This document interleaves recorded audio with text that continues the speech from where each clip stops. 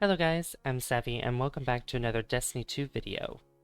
In this video, we are not going to be going over a subclass build video, which the new one will be out pretty soon. It's going to go over my Void one, but today I'm actually going to be covering something that you guys have been asking about, or at least some of you have, and that is the mods that I use on my armor based on my subclass that I'm using. And for today, we're going to be going over my prismatic subclass with the mods that I use. And these are generally what I use similarly across the board for my other subclasses, but they may vary based on exactly what situation I'm in. So I'm just going to be explaining everything and how these mods work. Some of these I may want to demonstrate just to show you guys, but some of them might not be as easy to demonstrate as some other ones, so it'll be best for me to explain them, just as a disclaimer there. So we're going to start from top to bottom, so starting from my helmet to my gauntlets to my chest piece to my boots and then to my class item. And I may want to go over my ghost mods as well, because for anybody who's new to playing this game, this will probably be a great explainer for you guys. So let's go ahead and dive right in and let's do some explaining. So starting off with my helmet, you notice that there's an armor perk here that regular armor pieces do not have. So if you don't have what is called artifice armor, don't fret.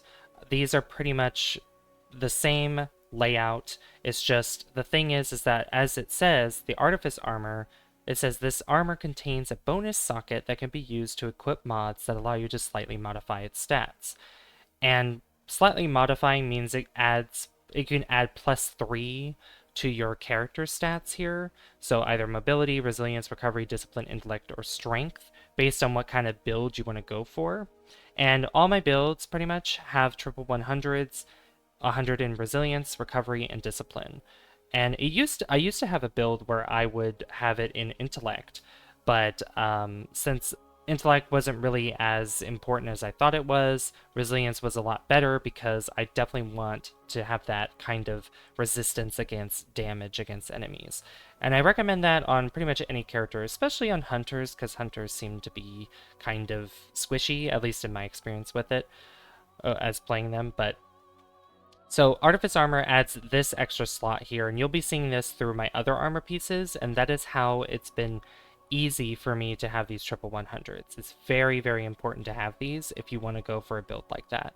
And the best way to get them is if you do the highest difficulty on the dungeons. And the ones that are on rotation, you'll be able to do the highest difficulty if those dungeons are able to have those highest difficulties, because some of the old dungeons in the game don't allow that. But any of these will give you +3 into any of these character stats. And I use discipline for this one, and for this on the left here, there are two different types of these character stat mods. And one of them gives you +10, and another one gives you +5. And varying on the type of character stat it is, it'll either cost 1, 2, 3, or 4.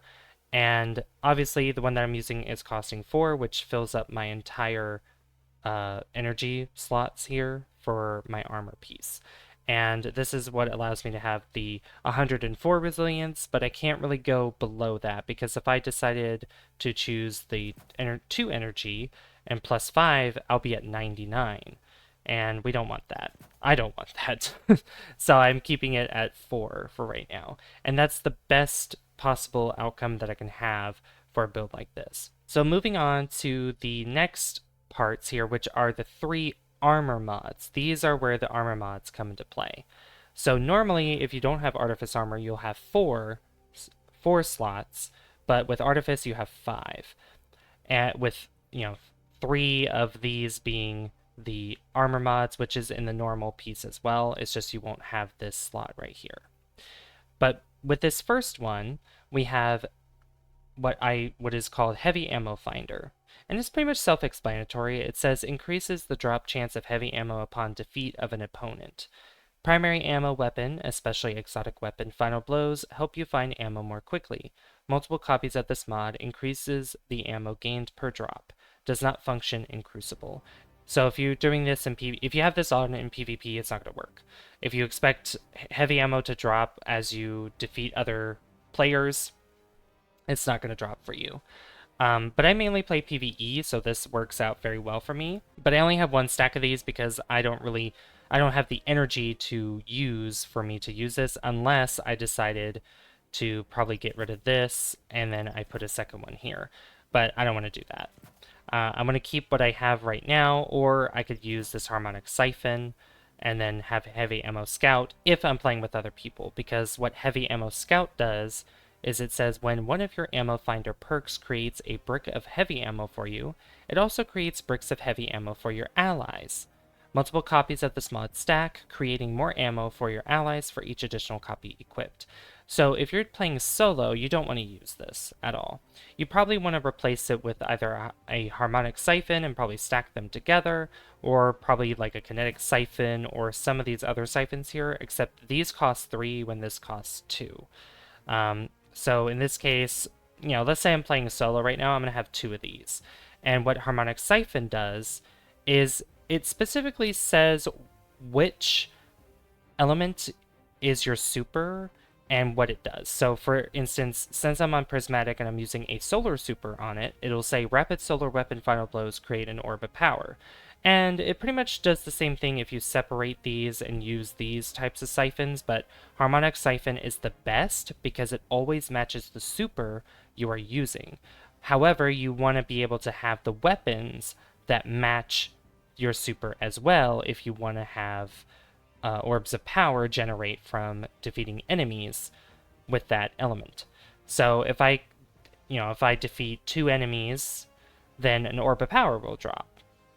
And then it says the effects of this mod will match the element of your equipped super, as I just explained. Equipping multiple copies of this mod increases the potency of the generated orb. So it's not that you get more orbs, it's that if I have 2 of these, or let's say even 3 of these, which is the maximum that I can have, the 1 orb of power that'll drop on the ground will give me more super energy, or whatever energy that the orb of power is meant to give me, because there are other ways for orbs of power to actually help you and benefit you in some ways, which we'll go over when we go over my gauntlets, which I think will be a good point to do right now. I'm not going to be going over these mods on the left side because I've pretty much explained them, and this is an artifice armor piece as well, so it does the same thing where it has this extra slot here. But for the orb of power that I'm talking about, this shows that it increases reload speed of solar weapons. So I have solar loader. So if I'm using a solar weapon, and I mainly use these for heavy weapons, because I want to be able to reload my heavy weapon faster in order for me to do more damage in a short amount of time. Or at least, for a short amount of time, or I guess a longer amount of time, because it'll take less time for me to reload my weapon, if that makes sense. I think I'm making sense when I say that.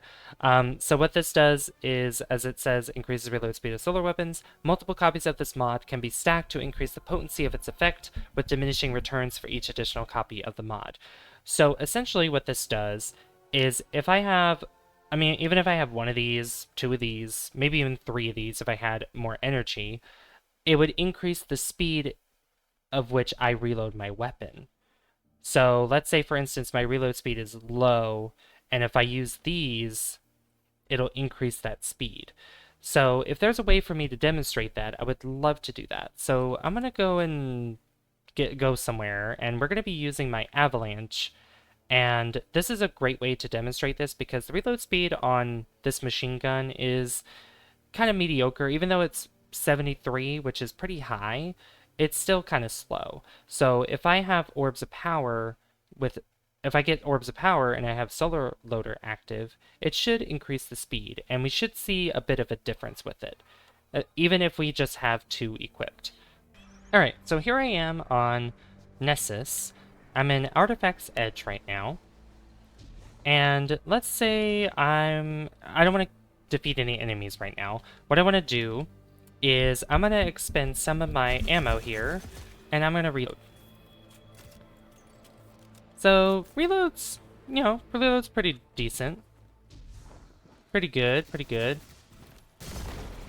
But I'm going to defeat some enemies here, and an orb of power drops. And on the bottom left, you could see solar weapon boost times 2, which it shows that my weapon, the weapon mod that I have, is actually quite beneficial. Now, since I don't have any heavy ammo, I can't really demonstrate. So I finally have some heavy ammo now, and now I can demonstrate exactly how this will work. But I have some blueberries around me, so I might not be able to... Actually, no, I can. Here we go. So one there, and I'll grab this, expend some more ammo, and then I will reload. So that reload speed kind of felt the same, but it really kind of makes a difference, only because it, even with those mods that are stacked, it actually does make a difference, and it may make a difference by maybe a second or maybe a little less than a second, but probably depending on the weapon that you have. So if you have something that probably has a lower reload speed, you might see a bigger difference than the reload speed that I have for my avalanche. So you might be able to see a bigger difference with, let's say, for instance, my solar sidearm, or maybe even my apex predator, for example, because this might just be a better way to demonstrate that. But like I said before, with some of these mods, it's going to be quite difficult to demonstrate some of these, because a lot of these, it's mainly about explaining. At least the mods that I use, it's a lot of an explanation rather than a demonstration. So it's a lot of talking. I'm going to be yapping a lot.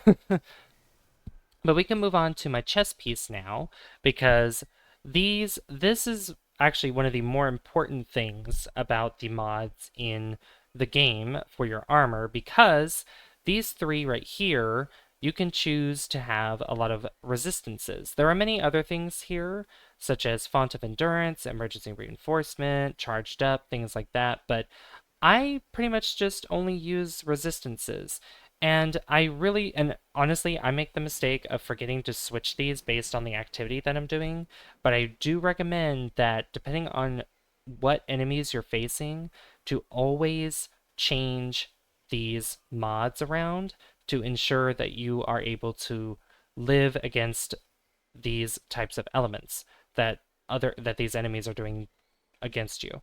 So sometimes, like, I have this set up here where sometimes I have double void, one arc, and the more of these mods that you have, just like with the other ones previously mentioned and that I read to you, having multiple copies of these increases its potency, so you'll have a bigger resistance. So if I had triple void, void wouldn't really hurt me as much as any other element. But I wouldn't recommend having 3 of the same one unless you're going into an activity, which is kind of rare, where you go into a place where all you're getting is void damage or only arc damage or solar or whatever. I never use stasis resistance or strand resistance just because it's very rare for you to come across these types of things unless you're fighting a strand subjugator or a stasis subjugator. But I don't really worry about them as well. I just worry about the 3 light elements here, so void, solar, and arc. So sometimes I'll have, double solar, 1 void, or I'll have double arc, void, or double void, arc, or solar. So I always have double of something and then 1 of the other, or you could probably just do one of each, which is a balance, but not all activities is going to be a balance like that. Sometimes there's going to be more enemies that do one type of damage against you than the others. So that's why it's always great to have 2 of the same and then 1 of whatever else that you're going to be going up against. So for right now, I'm just going to keep it just like this. So moving on to my legs, we have, just like with the gauntlets, this is a little bit different because this is something that is a solar weapon surge, or any weapon surge for that matter. There's even a kinetic weapon surge as well, which I don't recommend using that much unless you plan to do more damage with Microcosm as your kinetic weapon of choice, which probably wouldn't be bad, but I don't know how often you use that as for boss damage. For some bosses it's fine, like subjugators it's really good against, and it's actually pretty good against the Witness as well. But what these weapon surges do, and I'll read them to you: collecting an orb of power causes you to gain 1 temporary armor charge. Your solar weapons gain a small bonus to damage while you have any armor charge. Your armor charge now decays over time. Multiple copies of this mod can be stacked to increase the potency of its effect, with diminishing returns for each additional copy of the mod. So just like any other mods, having multiple copies of these will increase the damage that you do based on the weapon that you're using. So for this instance, since I have a solar weapon surge on my boots, I will do more solar damage with my weapons if I pick up an orb of power. And the way that this works is it says 1 temporary armor charge. So armor charges are things that are timed. So let's say, for instance, I want to pick up an orb of power. So what I'm going to do is just, and since I have the solar siphon, or the harmonic siphon, which matches my super, which is solar currently, I can get a orb of power. Now I can get it either from me making one, or from a blueberry or a teammate making one. It doesn't really matter, but as I pick that up, you can see that my armor charge is right there on the left side of the screen. And if I pick up another one, I have 2 of them. And now I have 3. So the thing about this is that as the timer goes down, you're probably thinking, well, if it reaches 0, then will they all go away? No. You'll actually have this for a very long time if you have 3 of them. And it resets to 15 seconds. So I can have these armor charges last for 45 seconds as long as I have picked up 3 orbs of power. And if you pick up an orb of power in time, just like it did right there, it'll just bring it back up to 15 seconds while I still have 3. So it can last a long time. So it's super good, especially in endgame content like raids and dungeons, because your damage output can last a long time, or your increased damage output can last a long time. So it's just really good for those armor charges. Really, really, really good. And since I've expended all my energy here, I can only have 2 at a time.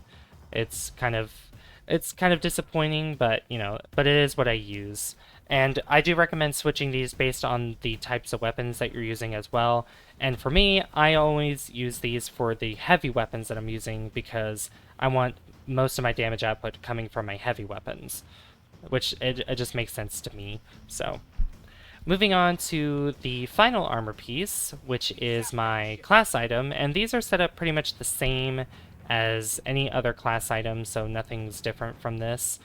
There are artifice ones, but since I'm using an exotic, I am able to make this artifice itself by using an exotic cipher, which you can get one from Zur by completing a quest from him. I believe you can also get them from resetting with Zur as well when he's around, so you can get his ranks up and then you'll be able to reset that way. But we have 3 armor mods here, and the ones that I use is Bomber, which says reduces grenade cooldown when using your class ability. Thanks for interrupting me, Ghost and Failsafe. But it says, yeah, multiple copies of this mod can be stacked to increase the potency of its effects. Pretty much the same thing as before.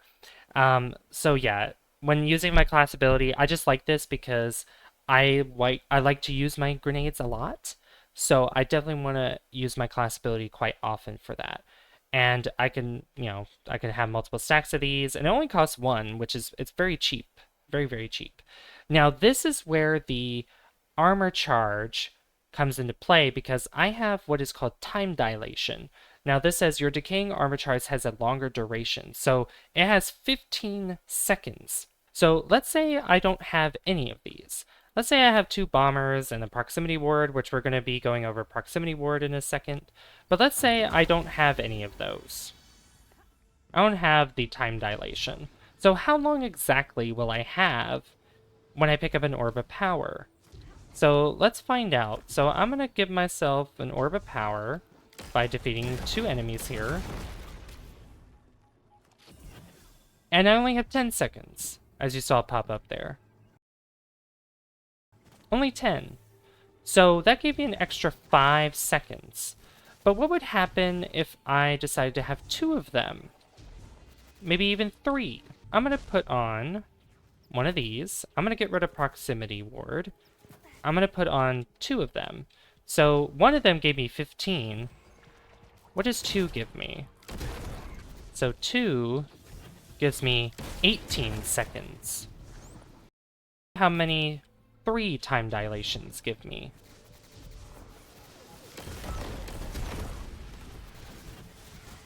$20 seconds.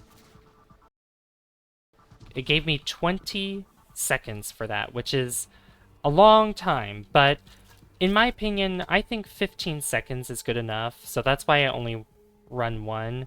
I mean, if I had the opportunity to, I would technically run maybe 2, but 1 is enough for me, at least for the build that I have. And like I said, 15 seconds is good, and if you're able to just keep orbs of power spawning by getting rid of a lot of enemies, you'll have up to 30 or 45 seconds of armor charge, so it's perfectly fine. So the last one that I have here is Proximity Ward. This one's really cool, and I never take this off. I have it on every build that I have, because it says gain a powerful overshield while performing your finisher.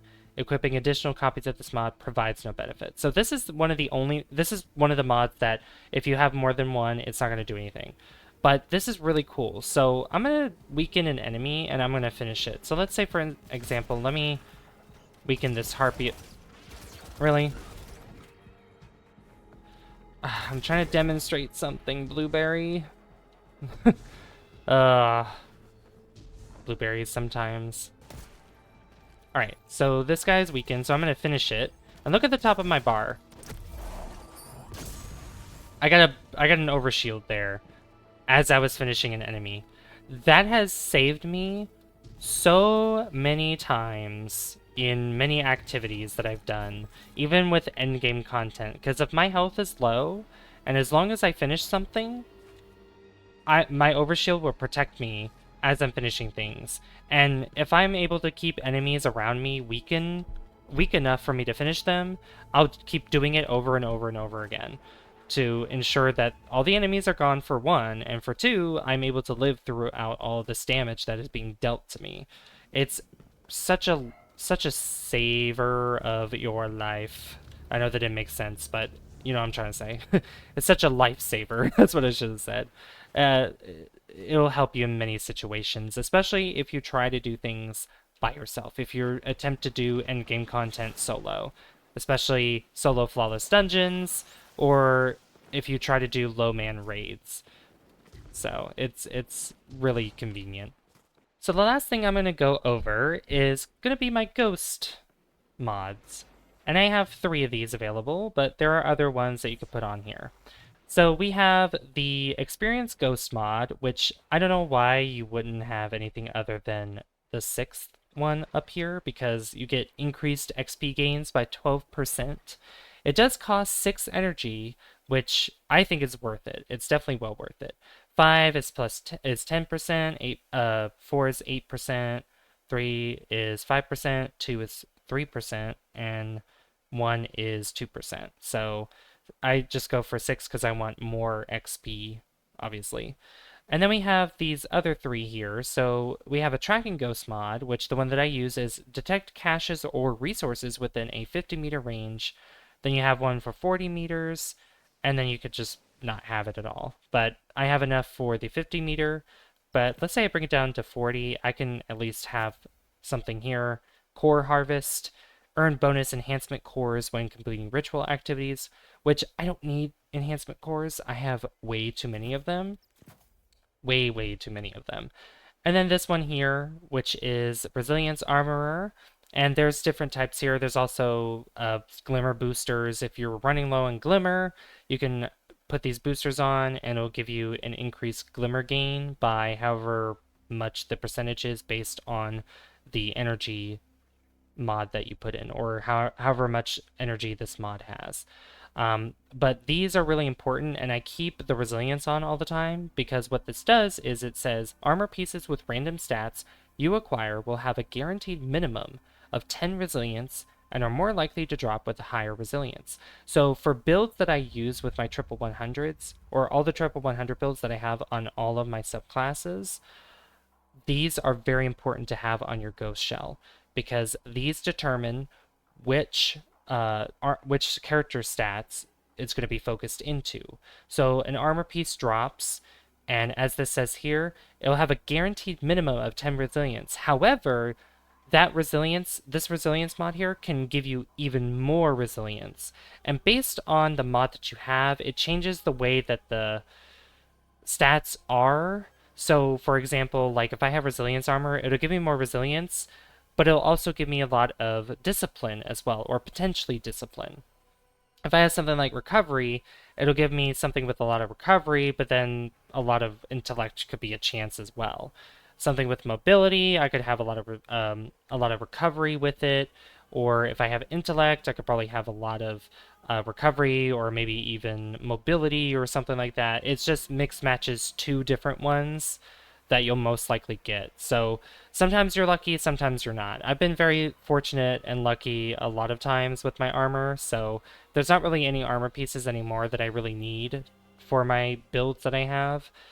And since I'm able to customize my character by having those by having the loom where you go to the tower and speak to Ada 1, and you can transmog pretty much any armor piece that you get now. There's no reason to have a specific armor piece or have an armor piece so that way you look a certain way anymore, which I'm glad that they did that. But yeah, those are the things that I recommend for the Ghost Shell, and those are all the mods that I use on my Warlock. And I pretty much use them universally on my other subclasses, but some of them may vary depending on the subclass I'm using. And just like with the Cypher or the Siphon, and with the reload speed mods and the damage mods, it all depends on the situation, and damage resist mods as well, especially those. It all depends on the situation. But this was more of an explainer video, less of a demonstration one, so I hope you learned a lot despite me being a yapper in this video. And this one's definitely a lot longer than my other ones, but I hope you learned something in this video, and I hope I was able to explain them well enough, and I hope you, like I said, I hope you did learn something from this. But if you enjoyed this, let's say you probably didn't learn something, but you did enjoy this because you enjoyed the explanation, you can leave a like on the video. It really helped me out, and you can also hit that subscribe button if you're new here, because that lets me know that you guys enjoy the content on the channel and would like to see more. I'd like to give a shout out to my friends Bear Medley and Donkeys for Sale for being members of the channel, and you could become a member too by hitting the join button down below. I've been Savvy, and I'll see you guys in the next one. Bye guys, see you later.